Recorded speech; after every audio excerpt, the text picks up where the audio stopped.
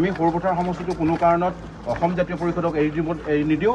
আজি আমাৰ সকলোৱে এটা স্পষ্ট মত আপোনাৰ আগত প্ৰকাশ কৰিব আহিছোঁ। এতিয়া আপোনালোকে যদিও সিদ্ধান্ত লৈছে, কিন্তু সিদ্ধান্ত আপোনালোকে বাতিল কৰিব লাগিব। যদি বাতিল নকৰে, অনাগত কালিৰ পৰহিলৈ ভিতৰত আমাৰ হাজাৰ হাজাৰ কংগ্ৰেছ কৰ্মীয়ে মুণ্ডন কৰিবলৈ ছাৰ সাজু আছে। তাৰ কাৰণে কিন্তু জগৰী আপোন হ'ব লাগিব।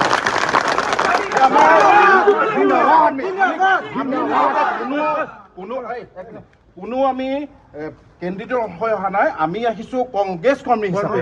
আমাক মুঠতে কংগ্ৰেছৰ কাৰণে সৰুপথাৰ সমষ্টিটো দিব লাগিব। যদি নিদিয়ে, কালিৰ পৰা আমি হাজাৰ হাজাৰ কংগ্ৰেছ কৰ্মী আমি মুণ্ডন কৰিম, আৰু তাৰ বাবে আপুনি কিন্তু জগৰীয়া হ'ব লাগিব আৰু দায়িত্ব আপুনি ল'ব লাগিব। কোনো ভেটি নাই ছাৰ, কোনো ভেটি নাই। আমাৰ মানুহখিনিক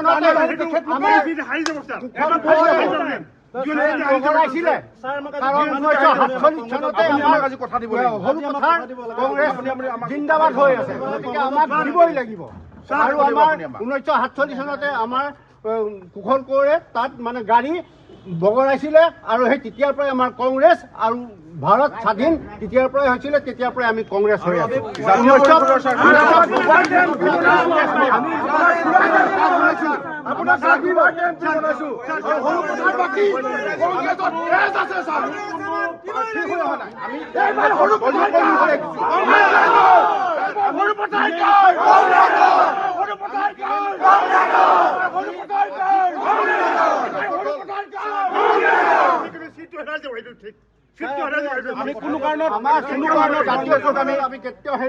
কেতিয়াও আমি আমাৰ সৰুপথাৰ সমষ্টি মুঠতে কংগ্ৰেছৰ বাহিৰে আমি অন্য কোনো ছাপোৰ্ট কৰিব নোৱাৰো।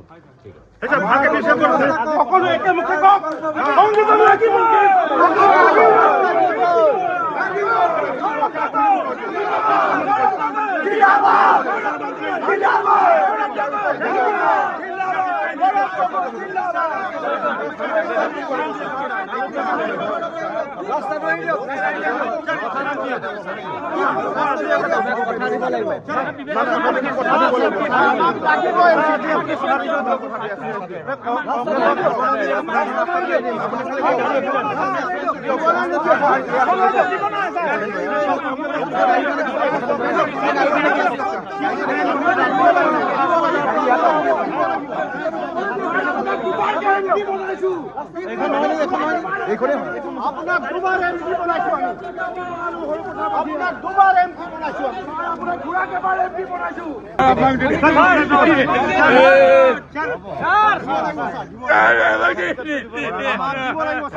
আপুনি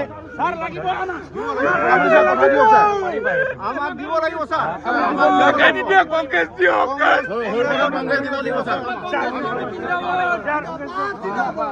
কংগ্ৰেছ কৰ্মী জিন্দাবাদ, কংগ্ৰেছ লাগিবই, লাগিবই।